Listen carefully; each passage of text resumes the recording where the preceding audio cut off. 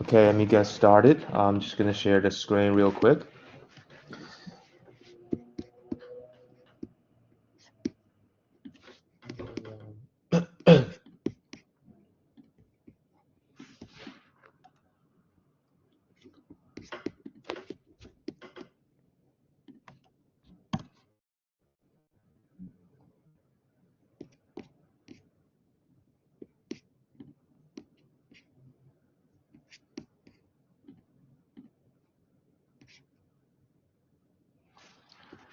Okay, I think I'm recording, which is good.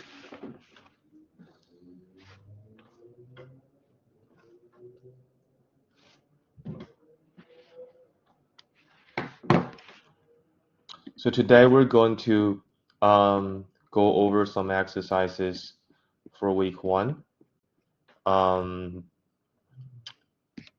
in the last webinar, we had a internet um, issue towards the end of the webinar. So we're going to go over the exercise today first, and then if you have time, we'll review the part about subclass and weak entities, because that part was not recorded properly in the last webinar. So today, let's go through the exercises first. So these exercises, you can find them in the ad website, and in the week 1 folder we got week 1 exercises, and there you can access all these web exercises. So I'm putting them into a slides format for ease of presentation. So here we need to review the concept of keys. So a key is basically, or you can call it a super key. A key or a super key is basically a set of attributes that can be used to uniquely identify the instances of the entity. So in here we have the student entity, and it has student ID, name, address, date of birth, program, email, and phone number. And that's identify which attributes or combination of attributes can be used as a primary key or a candidate key. So a primary key is a candidate key of your choice. So as you can see that student ID is just an artificial key. It's like is made by us so that we can uniquely identify students. So by default, this can be used as a candidate key. And for phone numbers and emails, most of the times they are unique. So we can assume that no two people have the same phone number, and they don't have the same email. And in that scenario, we can use either phone number or email as the primary key as well. And maybe you can come up with other combination of attributes that makes sense to become a primary key. So you can type your response in the chat if you find, if you think a combination of attributes can be used to uniquely identify students, then feel free to pop it in the chat. So so this exercise is pretty straightforward. Basically, student ID is a no-brainer, and phone and email are probably unique, so we can use those as well. But for address and name and date of birth and program, if they're considered by themselves, like as single attribute keys, they cannot become candidate keys, because we have people with the same names, we have people in the same address, we have people with the same date of birth. So if we want a composite key, then we probably need to combine some of these attributes so that we can uniquely identify somebody. So so you said name, program, and address. So so we can assume that in the same address, and this, we got people's name and we got people's program. then most likely we are able to uniquely identify a person. So that is a good one. And I feel like name and address and date of birth can also uniquely identify a person. So I wouldn't say, I don't think people living in the same place with the same name and same date of birth can be different people. So again, with these composite keys, there's always you always have to make assumptions about whether it can uniquely identify an entity. But for student ID and phone number and email, especially student ID, it is something that we make.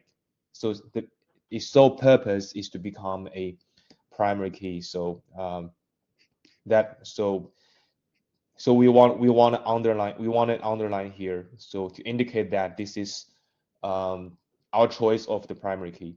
So primary key is just the candidate key that you chose. And let's just go on to the next exercise. And here's another entity of product. We got product ID, type, version, color, price, and weight and length.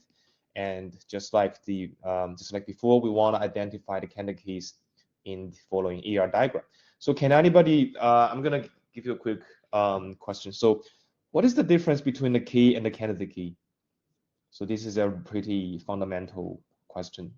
So I'm sure you can identify the unique identifiers, um, but in theory, what is the difference between the candidate key and a key?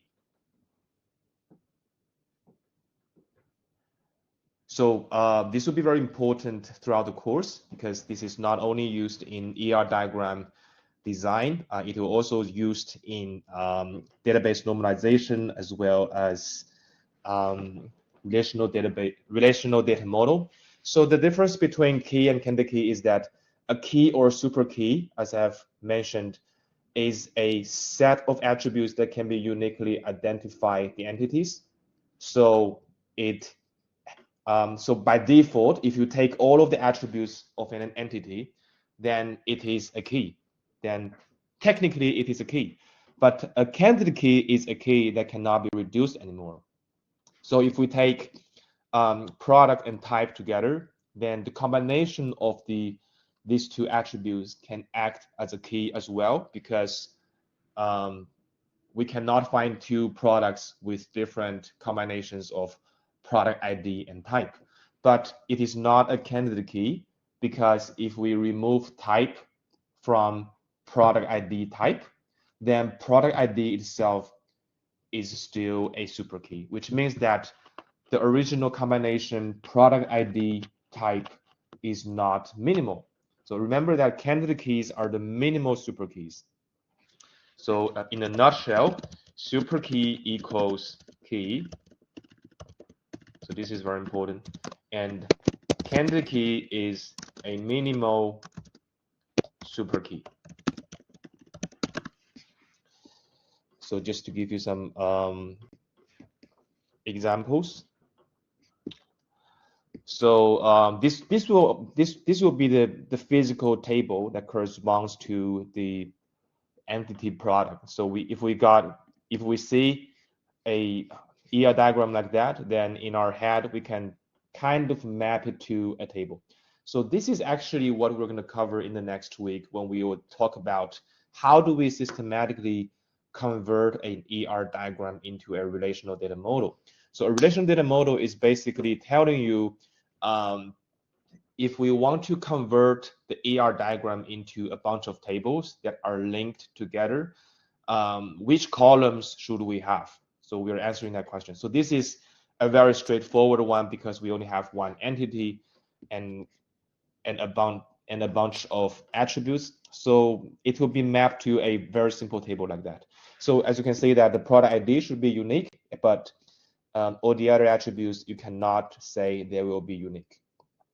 So they may have the same price, they may have the same weight, and they may have the same version number and stuff like that. So product ID is unique by default. So we might want to underline product ID here to indicate that it is a candidate key. And it is a candidate key because, first of all, it is a unique identifier of the entity product. And the second of all, it cannot be reduced anymore because it is just a single attribute super key. So if we remove product ID from product ID, we get an empty set. An empty set cannot be a super key, which means that the product ID is a candidate key. And let's move on. And in this exercise, so in the first two exercises, we're talking about entities, and we haven't really touched our relationships. So relationships are the second most is also a very important component of ER diagrams. So it stands for, and R basically stands for relationships. And here we need to, so here we're doing the opposite of making the ER diagram. Now we're giving you the ER diagrams and we need to figure out what it means. So we need to figure out the semantics of these ER diagrams. So you need to, so if you haven't done already, you can type your response in the challenge workplace and click submit button so that I can know how many people actually did this exercise. So basically what you need to do is that for each of these relationships, you need to say something like each lecturer is teaching at least one course, and each course is taught by at least one lecturer, something like that. So for each of these, you need to say how they are related to each other. You need to mention whether it is partial or total participation, as well as the cardinality ratios. So if you haven't done it already, we can do it one by one. So yes, I'm recording, great. So the first one, this is a one-to-many relationship, or you can say many-to-one relationship, doesn't matter. So on the lecturer side, this has a straight line. This is not thickened, and this has no arrow. And on the other side, this is a thickened line, which means that course has total participation, and there is an arrow. Arrow means that the cardinality on the course side is 1. So this is a one-to-many relationship, and lecturer has partial participation, which means that a lecturer may teach or may not teach any course. So there are lecturers not teaching any course. And on the course side, it has total participation, which means that it needs to be taught by at least one lecturer. So what you need to do in the workspace is that you need to say that each lecturer is teaching 0 or 1 course, because on this side, cardinality is 1, so it can teach at most 1 course. But because this is partial participation, it is possible that a lecturer doesn't teach any course. So here it should be 0 or 1, and it should be partial participation. And on the flip side, the course is taught by 1 or more lecturers, because this is total participation. And because the lecturer, on the lecturer side, the cardinality is many, so the course can be taught by 1 or more lecturers. So there can be more than 1 teacher in the course, and this is total participation, indicated by the thick line. So yeah, I think if you can get one of them, you can get all of them. And let's get to the second one. And the second one, we can see that there are no arrows. So this is a many-to-many relationship, and both of the entities, lecturer and course, has total participation, indicated by the thickened line.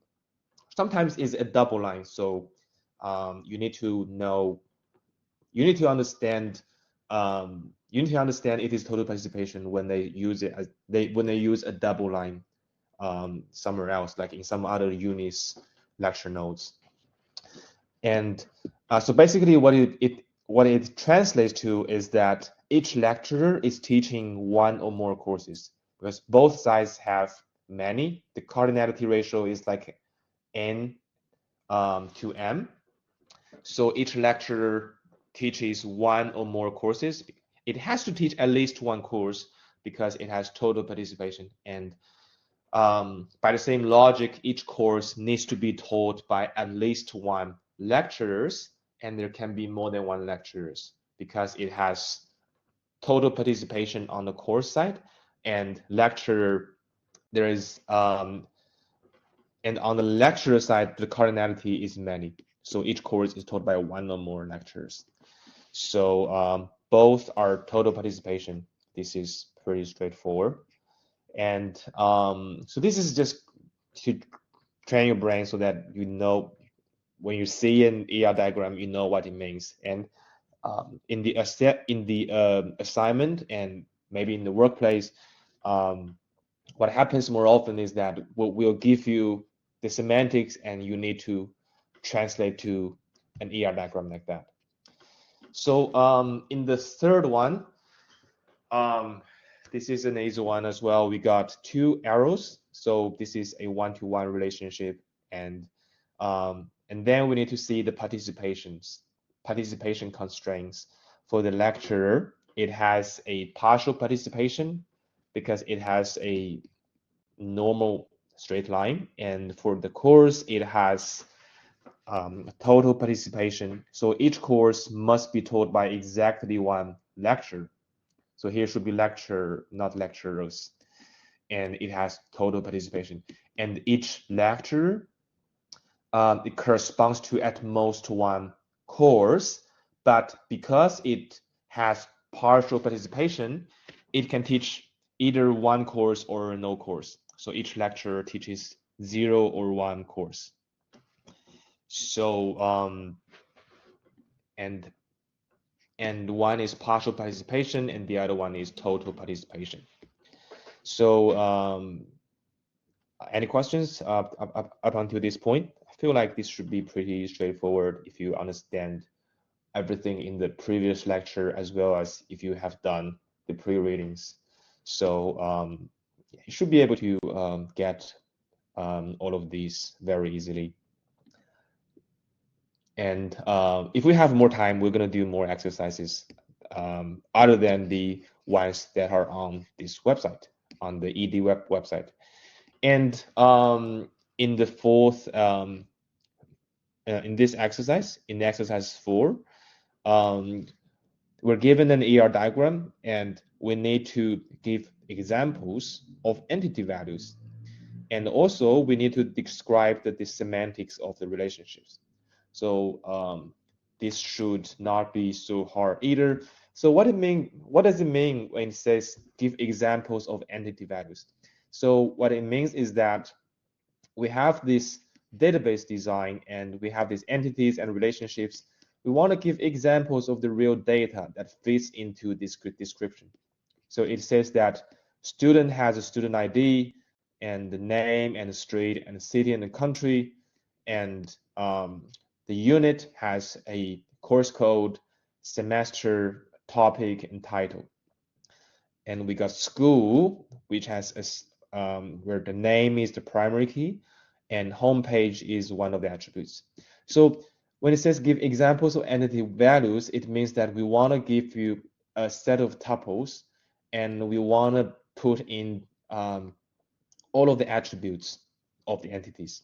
So that's what the real data will look like that fits into this schema. So here's an example of what it means. So for student, so this is the examples of entity values that we could have. For students, we have the student ID. We need to put a student name here, and we need to put the address. And so address has 3 components: street, city, and country. And country or county.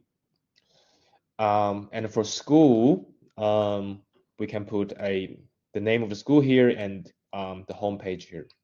And for unit, we can put the course code and when this is offered, and then topics. So as you can see that when we're modeling, as you can see that when we're modeling the topics in course codes, this is a very this is not very neat, because everything else, all of the values are kind of atomic. So atomic means that it cannot be broken down into smaller parts. So basically, one value should be in one cell. If you think of the tables as a table in Excel, then one cell should have one atomic value. So that makes most sense in relational database. And in later lectures, we'll talk about normalization techniques to identify tables like this and how to normalize them into a normal table, a better table. So this is not a very good table. If we imagine an Excel spreadsheet with course code, semester, and topics, where the topic is a multi-valued attribute.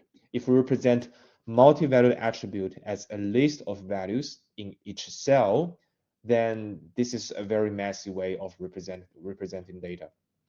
In the next lecture, we'll talk about how to properly model multi-valued attributes into relational data models. So basically, what we will do is that we will probably create a new table for the multi-valued attributes instead of putting them in the list and putting the list in one cell. So this is a not a very desirable way of representing data, and we will talk more about why this is bad and how to fix it in later lectures. And so then we need to understand the semantics of the relationships. So this is just like the third exercise that we did. So this is basically, we're doing the easy job here, so we don't have to create an ER diagram. We just need to say what it means. So we need to analyze each of the relationship among these entities. So first, we look at the enrolled in entity. So because there are no arrows around this relationship, so this is a many-to-many relationship between students and units. And here it should be units instead of courses. So basically, we need to figure out how to put here instead of these question marks. So each student must enroll in how many courses, and we need to figure out each unit can be enrolled by how many students. Well, we need to take a look at the cardinality ratios as well as the participation constraints. So for participation constraints, we can see that the student has total participation and unit has partial participation. So both of these question marks should be something like 0 or more or 1 or more, depending on the participation, because student has total participation. So here it should be students should be enrolled in at least one course. So at least one course, 1 or more. And each unit can be enrolled by how many students? So which one is 0 or more and which one is 1 or more?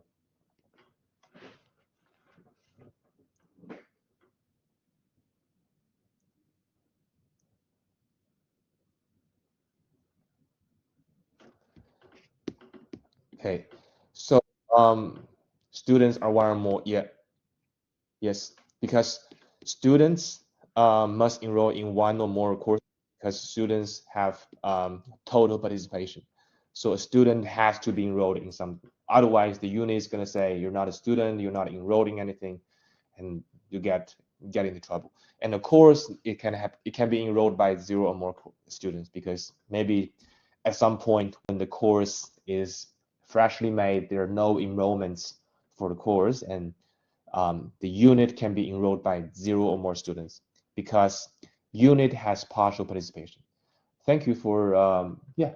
So you guys got it right. And then we need to look at the other relationship here, offered by.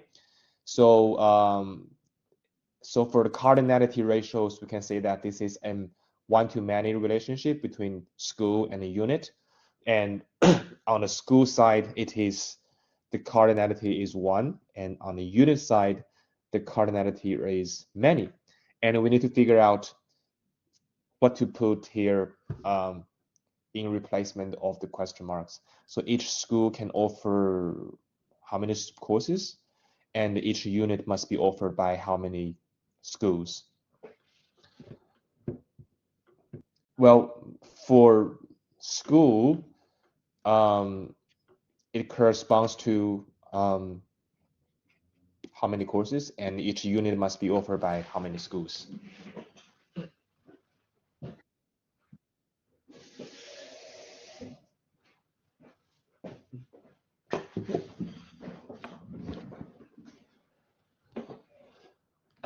Yeah, this is a many to one relation, but I'm saying, yeah, you need to be more specific about like it is 0 or more courses or 1 or more courses.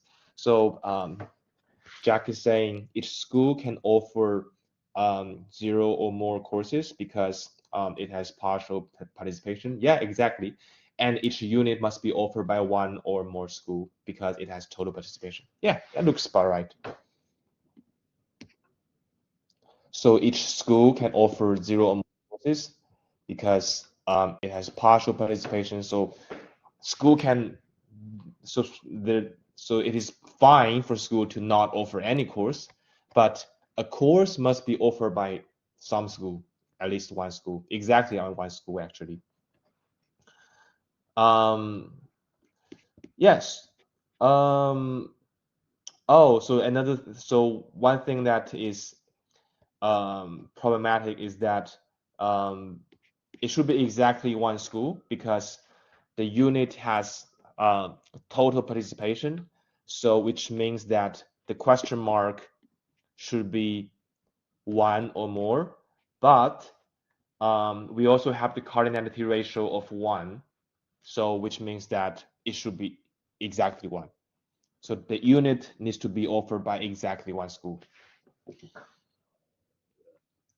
So it can be tricky sometimes. I feel like the best way to get it right is to gradually narrow down the scope by considering each requirement. So if we consider only the participation, if we consider only the participation constraints, then you see that each unit but must be offered by at least one school. So in that case, it is at least one. And then because so this is how I do it. So if you can do it quicker way, and then you can ignore me. So what I like to do is I like to gradually narrow down the scope. So if I consider total participation, then each unit must be offered by at least one school, which means that the range is from 1 to infinity and 1 inclusive. And because school has a cardinality of 1, means that we need to do we need to do an intersection of this and intersect 0 and 1. So that gives you exactly 1. Does this make sense? So the participation constraints dictates that it should be 1 or more. So 1 or more would be wrong, yes, because it cannot be more, because the arrow on the school side indicates that this is a one-to-many relationship. So one school can correspond to many units, but each unit can only correspond to at most one school. So basically, we're doing 1 or more and at most 1. So the intersection should be exactly 1. So 1 or more plus at most 1 becomes exactly 1.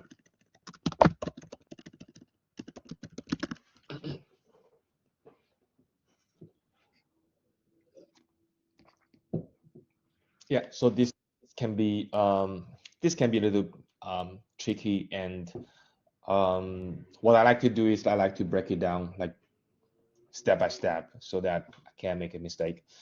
And let's go to um, let's talk about something else, and then we're gonna take a break. So so consider these two models here. So first we got person, which is an entity, and it has a multi-valued attribute. So what does multi-valued attribute means? So can anybody give me an example of this person and liked cuisines? So give me an example of the values of. Yeah, exactly. So I'm talking about person and liked cuisine. So if you like, so it means that a person can like many cuisines. So I like Chinese food, I like Thai food, I like Italian food, I like French food, and all of these values are packed together as a multi-valued as a multi-valued attribute. So so basically we can say Jerry and comma French, Italian, so something like that. And another ER diagram is saying that, you know what, we can also model this as like relationship. This can be a many-to-many like relationship with partial participation, because nobody needs to really like anything. So person likes cuisine, many-to-many relationship means that a person can like many cuisine, and a cuisine can be liked by many person, many people, and a person can not like any cuisine. So that's completely acceptable. So um, so these two models are pretty similar. So when do we want to use one over the other? When do we favor one ER diagram over the other? They look pretty similar at this point. And when and another so on the flip side, when do we model this? You can think about you can think about it like, when do we want to when do we want to model um, this relation? When do we want to model this as a relationship between two entities? And when do we want to model this as a multi-valued attribute? So do they have the same information, or do they have the same flexibility, or are they equivalent? So that's a very interesting problem actually.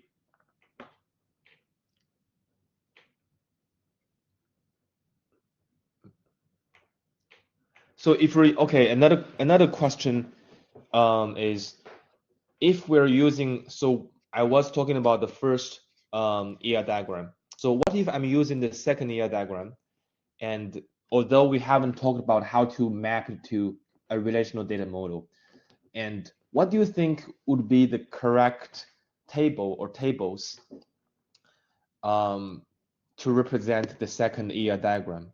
If we have people, we have cuisine, and we have the likes relationship, how do we represent this in a table or a bunch of tables?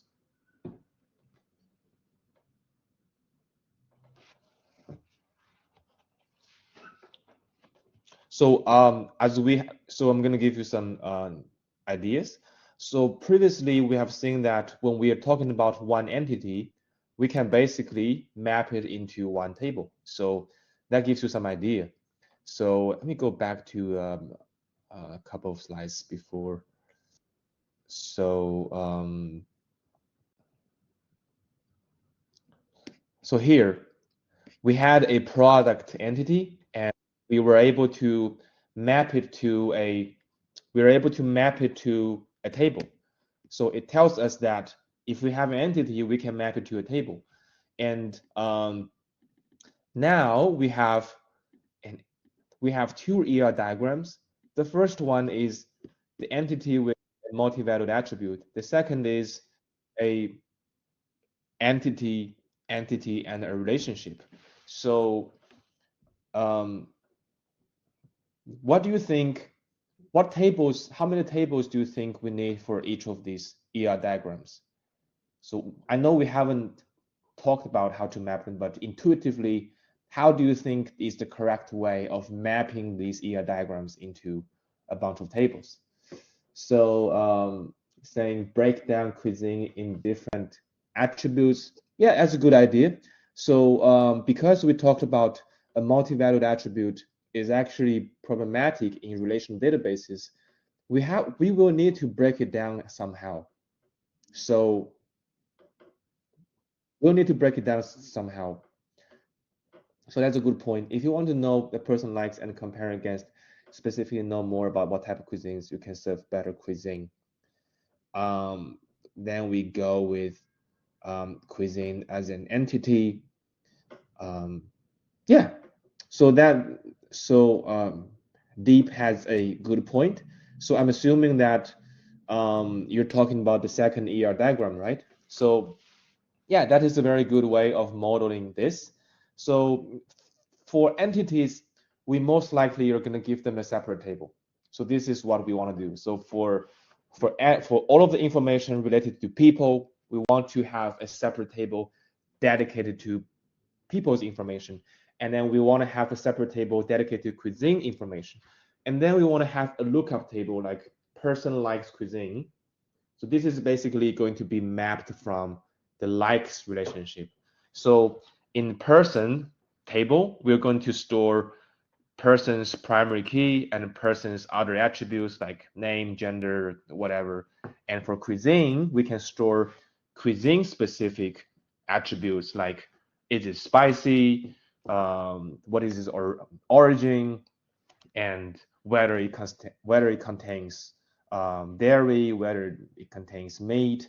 So, and for person likes cuisine table, we are going to store the it's going to be a lookup table that stores the interaction between person and cuisine. So for person, we're going to be like Jerry, 29 years old, and then male, etc. And then for cuisine, we're going to have something like Italian, and origin is Italy, and it's spicy, I guess. I'm not sure. Is Italian food considered spicy or not? I think it's no, not spicy, and then etc. And then for the personalized cuisine table, we're going to have to record the fact that I like Italian food. I'm going to insert a row called maybe some ID, and then I'm going to record Jerry Italian. So basically, in the person's likes cuisine table, we're going to record Jerry, the interaction between Jerry and Italian. And so yeah, that's a very good way of modeling a many-to-many relationship, which is to create a separate lookup table. And what do you think we should do with the multi-valued attribute? I think somebody mentioned we want to break it down. So what if there are two Jerry in the person table? Oh, that's a very good point. So here I'm assuming that Jerry is the primary key. So I'm assuming that Jerry, so I'm assuming that there's only one Jerry. But you can, so, but in a more robust case, we would have a person ID. So if name is not unique, we need some person ID. So we'll need some person ID and cuisine ID to make each row unique. So here I'm just giving a rough outline of the tables. So I'm assuming that there's only one Jerry in the database we're talking about. But if the name is not unique, then we need a different artificial ID, like person's ID here to make each row uniquely identifiable. And what about the multi-valued attribute? So how do we remember? I think somebody mentioned a good point. We need to break it down, right? So this is a very nasty way of representing data. So this Jerry, a bunch of list. This is bad in relational database. So this is something, this may work in a document database or JSON. If you're a programmer, you know JSON, but in relational database, this is not a very good practice. So how do we break it down? So there's a very easy way to break it down. So if we have a data like the first row is French, Italian, you can throw in Chinese here, Chinese, and then we have Tom likes I don't know, Tom likes Indian food, Tom likes German food and stuff like that.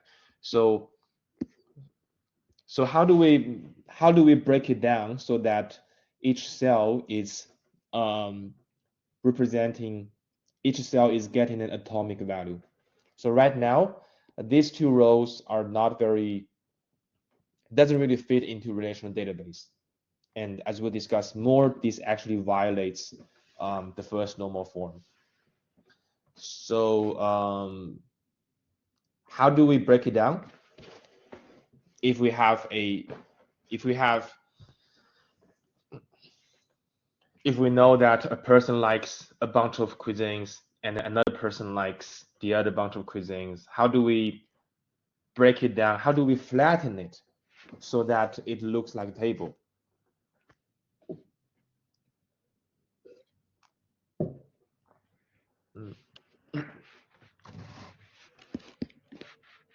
So there's a very easy way to do it. It's just to a drop-down menu is actually well, it works in Excel and but it's not very robust in relational database because effectively a drop-down menu is the same as a list, right? So um, we want to represent these data in a very clean table where each cell is getting one value. So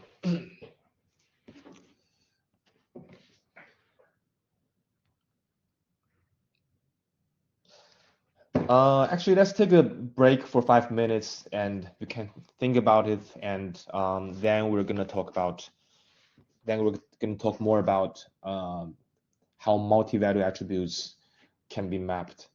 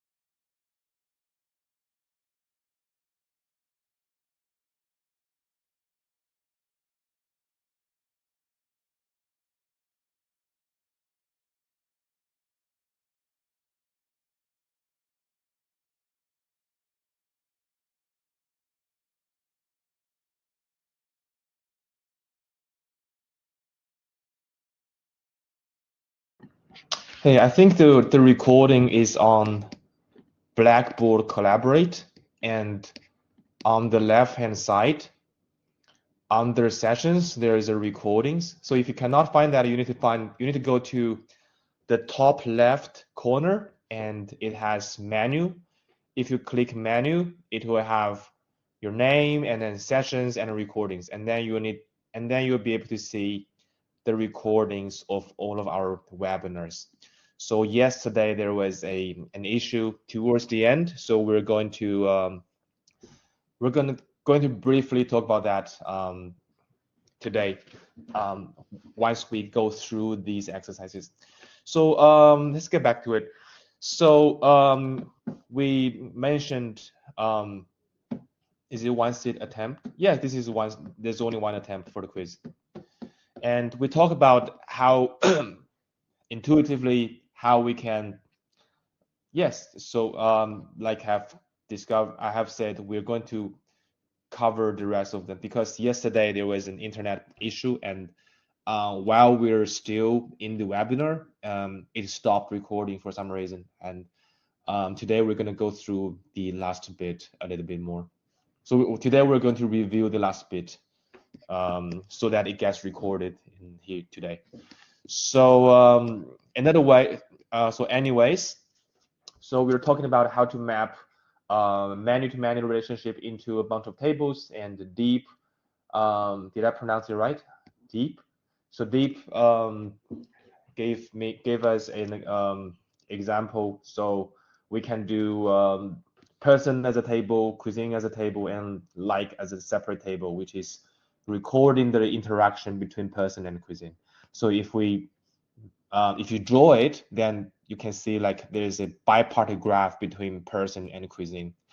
And the issue is how can we use tables to represent multi-valued attributes for people?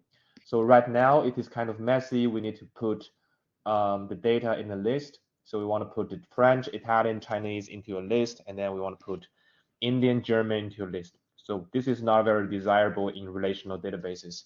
So what we can do instead is that we usually create a separate table for multi-valued attributes. So what we can do is that we can create a table called people like cuisine, and then we can just do Jerry French as one row, and then Jerry Italian as one row,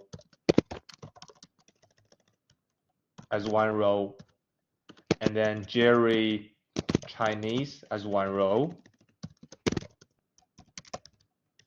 and then Tom Indian as and then Tom German. So basically we can flatten the list, and then we can put information like this into a separate table and call it person likes cuisine. So what's the difference between these two then? So the difference is that about the extent of information we want to capture. So as you can see that if we're going to give you a more concrete example. So if the only information we want to record in this situation is the name of the cuisine, then this approach is good enough. So basically, the first approach is good enough. The first approach is basically saying we want to have a person table for the person entity, and then we want to create a separate table for the multi-valued attribute. So basically, we're saying that the person with personal ID 1 likes Italian food, and he also likes Chinese food, and then the second person likes Mexican food, the second person likes Indian food. So this is how we represent multi-valued attribute in the table. So this works better when we only want the names, when we only want the cuisine names, and we don't want anything else. And what if we want to record more attributes? What if I want to record whether it is spicy and the origin of the cuisines? So the second approach, as Deep just mentioned, will be mapped to 3 tables. So we got person table, cuisine table, and a lookup table. So this is more flexible, And this is the general way of mapping relationships. So any relationship, whether it is one-to-many, many-to-many, or one-to-one, technically, all of them can be mapped into 3 tables like this. So technically, all of the relationships can be mapped into 3 tables like this. And the advantage of this is that if we want to record more information about cuisines, then we can and then under cuisine table, we can just add more attributes.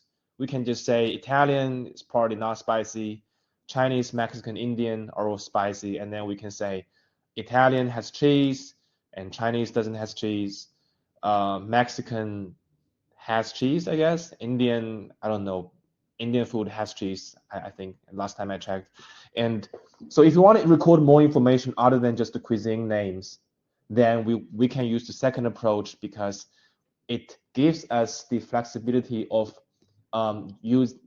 having cuisine as a separate table, which means that we have person as a separate table, and we can add more entity-specific attributes to these tables.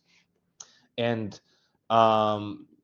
if we want to record whether it is spicy, whether it has cheese in the first using the first approach, then you will have some redundancies because the cuisine doesn't have its own table. So if we want to record the fact that Italian is spicy and Italian is not spicy, we need to record that for every row in the people cuisine table. So that's give you an idea. So if we want to record additional information like whether it is spicy under approach 1, which is we're using 2 tables here, and then on top of the person cuisine table, we need to add a column is spicy. But this column has very redundant information because the same information that Italian food is mostly not spicy is recorded multiple times in the table. So this is something that is not desirable in relational databases as well. You need to keep that in mind going forward. This is especially important in database normalization. So imagine at some point Italy changed. Every Italian it decided that okay, from today onwards we want spicy food now. So let's assume that's the case. Then how do we update our database? We need to update every instance of where Italian appears. Whereas in the previous example, we only need to update one place. We go to Italian, and then we just update spicy from no to yes. But in this case, because we have multiple entries related to Italian, we need to go through every entry and then we need to change that. So this will create something called an update anomaly, as we'll discuss more in relational data model as well as database normalization. So this is a pretty interesting example here, actually. This is an example that I like. And so this is an exercise about ER design choices, and then we have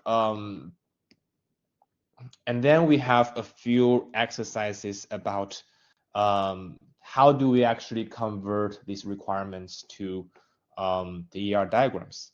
So I feel like these exercises are not. I feel like you should set up some time to look at it and then do these exercises. So right now, I'm going to prioritize going through the last bit of last lecture. And if we have time, we'll come back and do one of these exercises together. So I'm just going to share yesterday's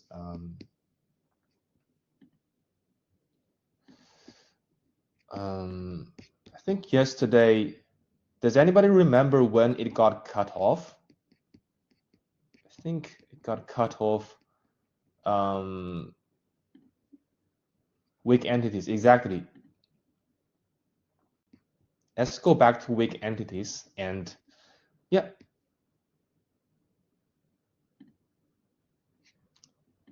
Yeah, the slides are posted on the ad forum. No, not on ad forum, on the ad website. Is actually posted on the beginning of the lesson. Is called weekly slides folder. So after each webinar, or sometimes before the webinar, I'll put the slides over there. So weak entity is weak entity as opposed to strong entity is an entity that does not have yeah, today I haven't uploaded today's PDF. I will do it afterwards. So right now I'm looking at Tuesday's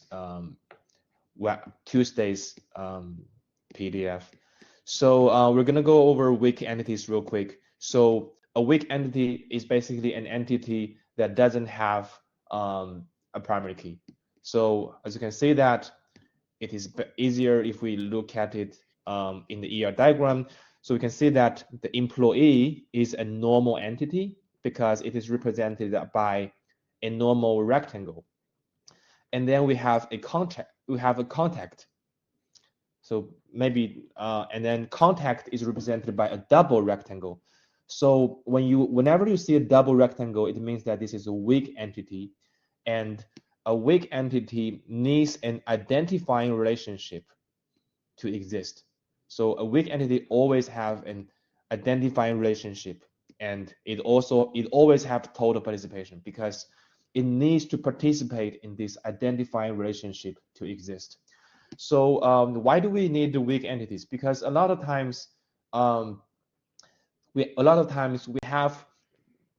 have nouns, like we have entities and nouns like dependents and contacts that we don't really want to create a separate entities for them because they kind of rely on another entity to exist.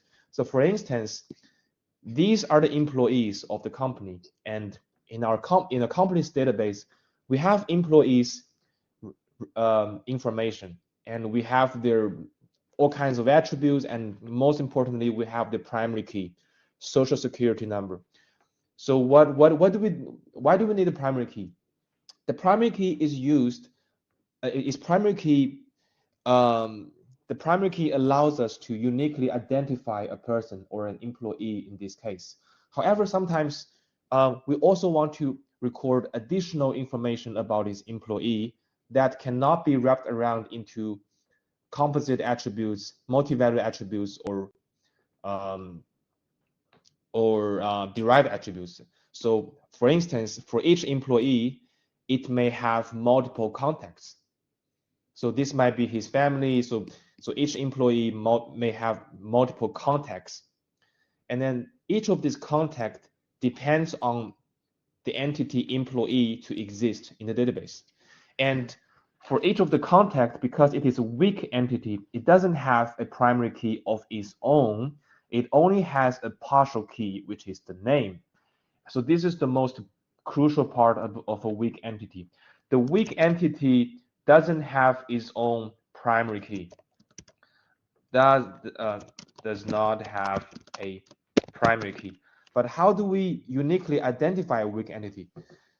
We use the combination of the primary key of its owner entity as well as its partial key as the primary key, which means that the PK of contact is the PK of the primary key of employee plus the partial key of contact. So what it means is that to uniquely identify a contact, we need two pieces of information. We need the social security number of the owner entity, which is some random social security, and the partial key of the contact and the name of the contact. So let's say that social security number is 12345, and then this person is I don't know, Jake, and Jake has a bunch of contacts, and his contacts are Alice, Bob, and um, what else we got? Jacob? I don't know, Jacob. So Jack has a social security number of 12345, and then he has 3 contacts, and the contacts names are Alice, Bob, and Jacob. However, another person, 12457, this person is me. This person is Jerry, and he also has a bunch of contacts. So the contacts are Alice, Peter, and James. So Jerry has a contact Alice, and Jake has a contact Alice. So they both have a contact Alice, and this is normal in the database because Alice is not a primary key itself. So if you just query Alice in the database, you get probably a lot of results because many people have a contact named Alice. To uniquely identify a specific contact, you need to specify which Alice is it. So you need to say, okay, this time I want Jerry's Alice. So I want to say, so basically the primary key of Jerry's Alice is basically 12457 combined with Alice. So this will be the primary key of Jerry's Alice. And for Jake's Alice, the primary key will be 12345 Alice. So basically, I'm illustrating the fact that for weak entities, they don't have their own primary keys. To uniquely identify them, you need to combine the primary key of the owner entity as well as the partial key of their own. So and also the partial key is represented by a dot dashed oval here. So that's it about weak entities. And is anybody? So this is this part is going to be a pretty tricky one. So does anybody have a problem with weak entities?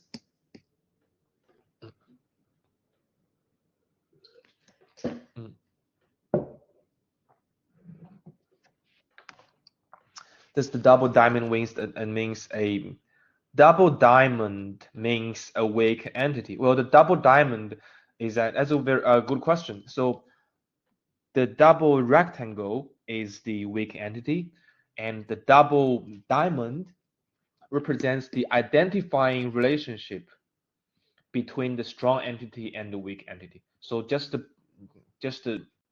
contact bit, just the right bit is the weak entity, and the middle bit, the double diamond is a identifying relationship, or you can call it a weak relationship of some sort. And we'll talk more about how we can map this into a relational database. So we probably need a separate table. So there's something about mapping ER diagrams into relational data model. So when you have doubt, create a new table. So that almost always work. So if you have doubt about how to properly represent it, you can create a new table. And sometimes create a new table don't work because we have cardinality constraints. Like if two entities are actually have one-to-one relationship, then sometimes it doesn't make sense to create a separate table, and you can eliminate that case afterwards. So you know what I'm saying in next lecture. So and also we talked about the degree of the relationship. So basically, most likely in the course, we're talking about a binary relationship. We're talking about a relationship that connects two entities, and we don't really talk about the relationship of more than two entities.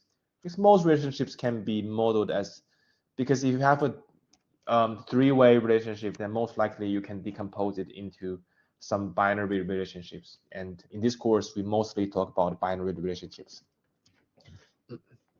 And also we got, so that's called a ternary relationship. And also we need to talk about the subclasses. So the subclass and the inheritance. So the way it works is that sometimes we don't want to define a new entity. We just want to inherit from a base entity. So this is just like how we write computer programs in C++. We have a parent class and we want to inherit the properties or the attributes of the parent class. So a lot of times we start from a person entity, and the person entity has some basic information like male, female, or other things, and an age and a social security number, all the basic information about a person. And then we have other classes that have person as the parent class. So person can have subclasses, and each subclass can have subclass specific attributes. So for person, it may not have a employee ID, but for the employee entity, because it inherits person, it is a subclass of person.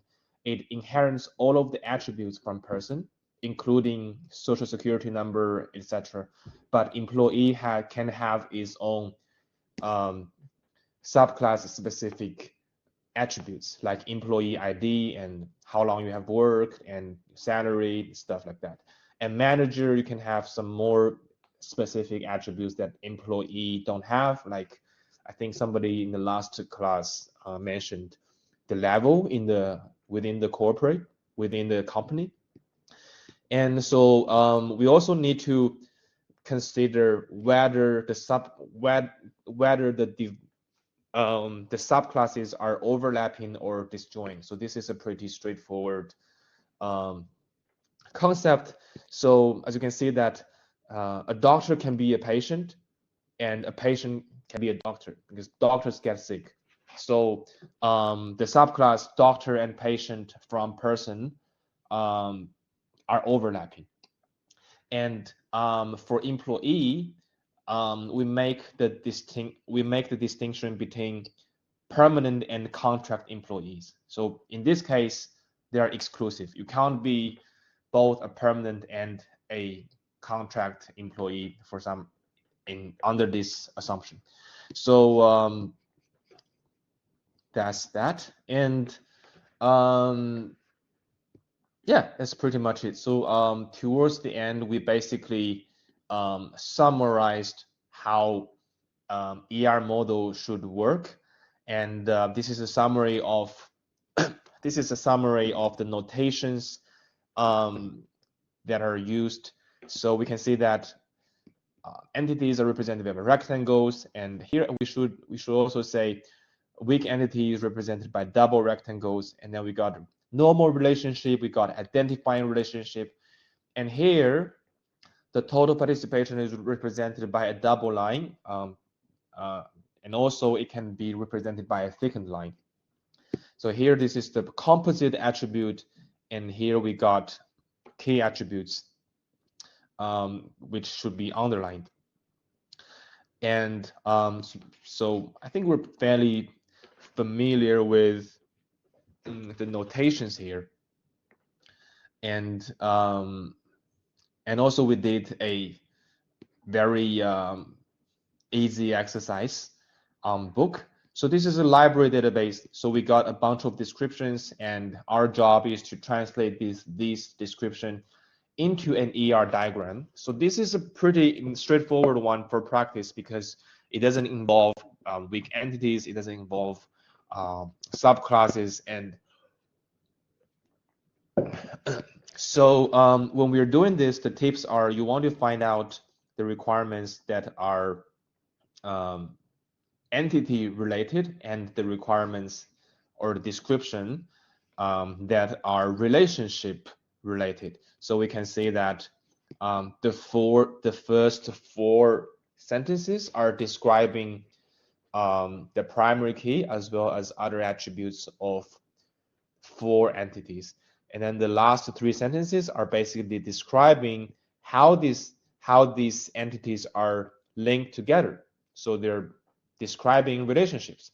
So we always start with the entities, and for each entity, we start with their primary key as well as other attributes.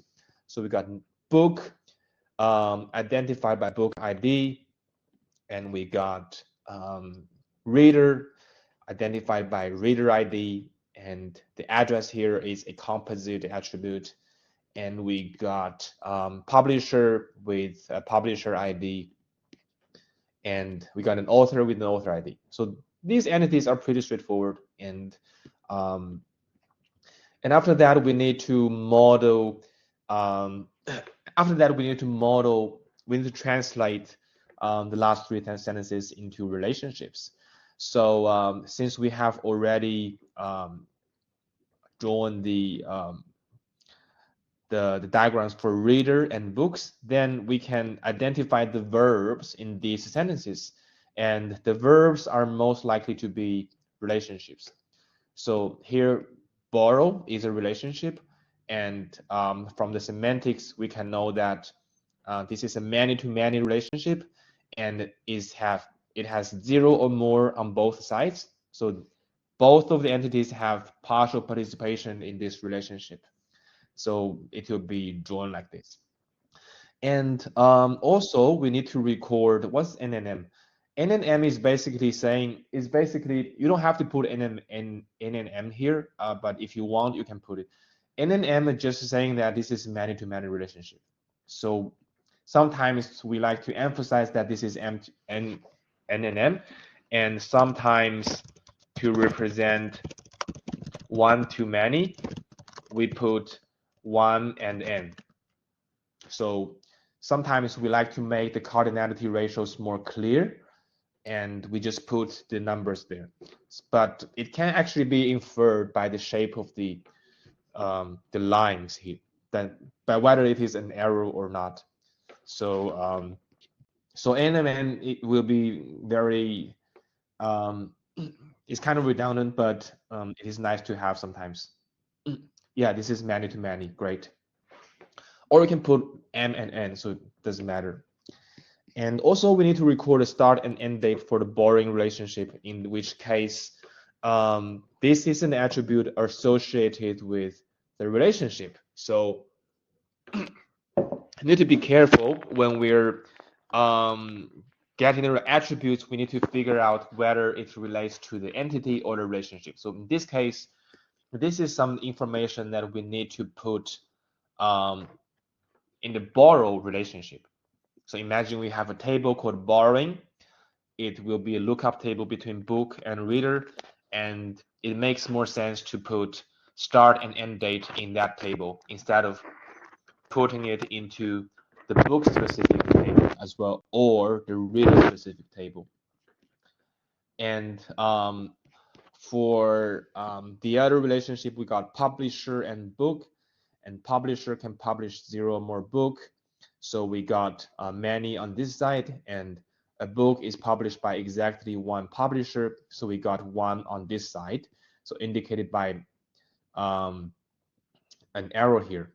And also, because a publisher can publish 0 or more book, which means that the publisher has partial participation and book has total participation. So the book, on the book side, this is thickened. And we also need to record a date of publication. So again, publication date is an attribute that should be associated with the relationship published instead of related to a book, because a book can have different versions, right? So it makes more sense to put publish date with publish relationship instead of on either side of the entities.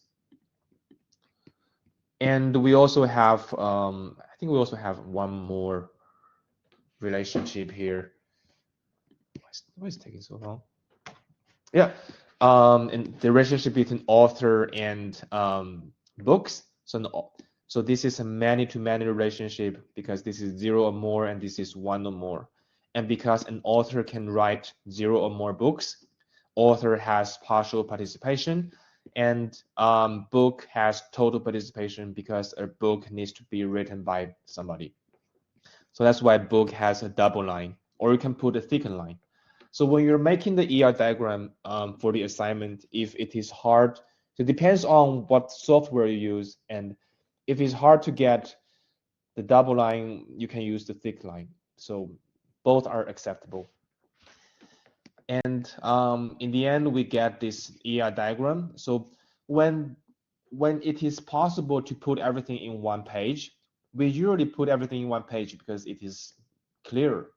But sometimes you got like, I can imagine in practice, you would have like hundreds, you may have hundreds of tables. I've talked to people in industry, they may have like hundreds of tables in their database and it is impossible to put the ER diagram in one page. And in that case, you can separate them into different pages. So what you can do is that you can put a bunch of entities in the first page, and then in the second page, you can put the relationships that link these entities. And in the second page, when we are emphasizing on the relationships, you can just leave out the attributes of the entities. So as long as when they're put together, all of the information is contained, then it is fine. It is fine to break them apart. So although we prefer everything in one place, but it is okay to break them apart. So that's just an overview of, just a brief review of the last bit of yesterday's lecture. So if if you have any questions, feel free to pop it here. I feel like the last bit is kind of overlapping with the stuff I'm talking about today. I think the weak entity part is the more important part. So right to author is many. Why is it single line? So right to so single line means it has partial participation. So so single line, so no arrow. So no arrow means many. So arrow means one.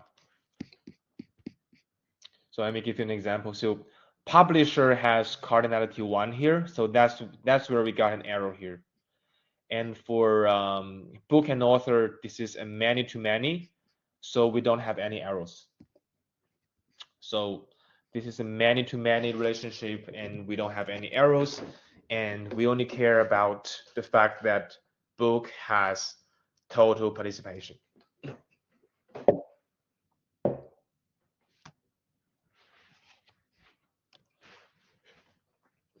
Yeah, it is a partial participation. Yeah, it is a partial participation. So author has partial participation because author can write 0 book. So you can write 0 or more books, which means that it is possible that the author doesn't write any book, which means that he doesn't participate in the right relationship. So that's why author has partial participation. Well, glad we cleared that up. And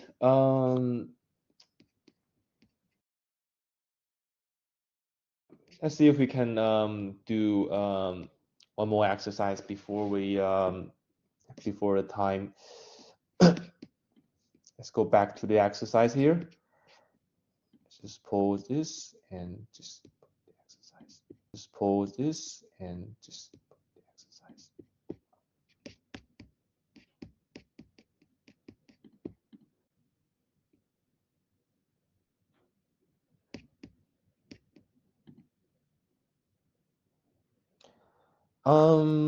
I think we don't have time for hard problem. Let's get a easier problem. So this is an AR diagram. So this is not, so this exercise doesn't require to draw a new diagram, but it just tests your knowledge in interpreting an ER diagram. So this is an ER diagram about a bank database. So each bank can have multiple branches, and each branch can have multiple accounts and loans. So first, you want to list, you want to identify the strong entities in the ER diagram. So what are the strong entities here?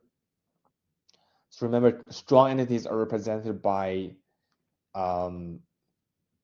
strong entities are represented by single rectangles. So basically, we got bank is one, account is one, and loan is one, and customer is one, and bank branch, yes, exactly, and bank branch is a weak entity. And the second question, is there a weak entity type? So is there one? How many weak entities we got?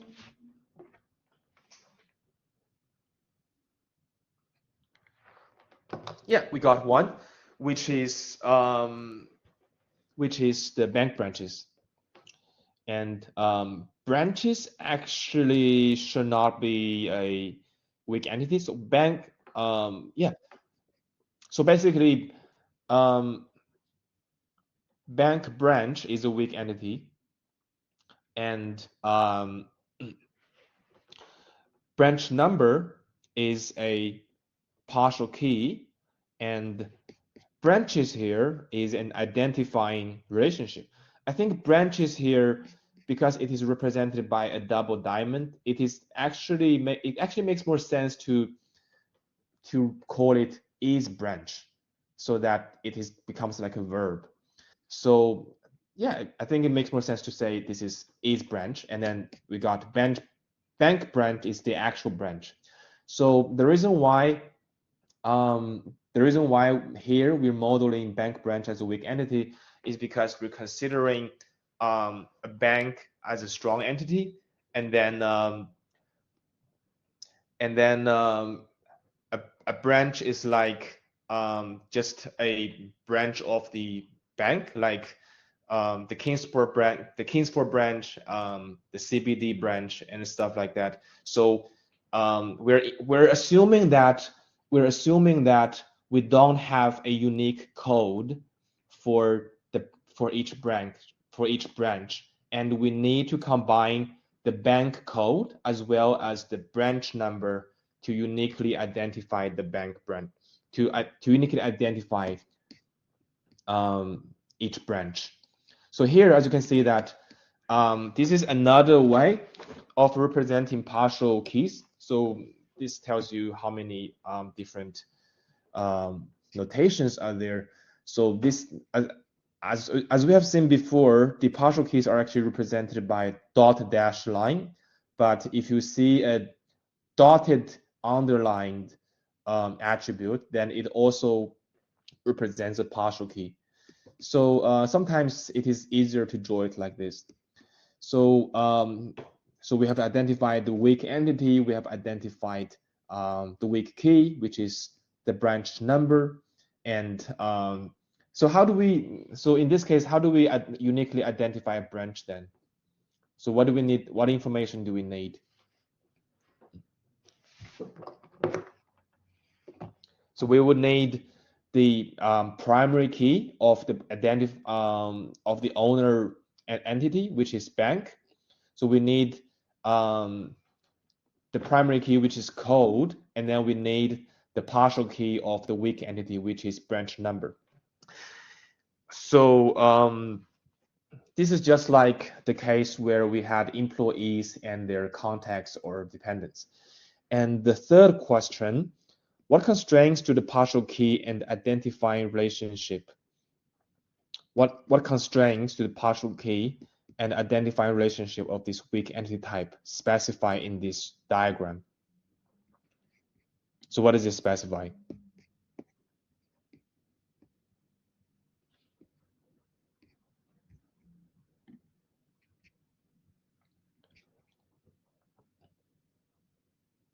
So I think yeah, we need the bank number to identify the branch, exactly.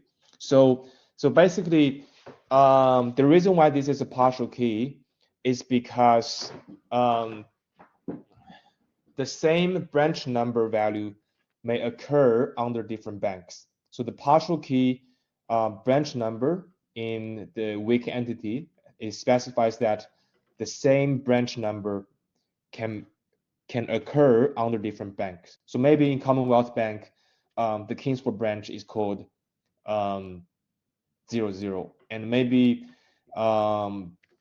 maybe for Westpac, we have a Mascot branch. It also have a branch number of 00, but 00 doesn't uniquely identify a branch of the bank. So we need the combination of bank code and branch number together to be a identifier of the branch. So this is an easy example, and I think time is almost up. So I will post the PDF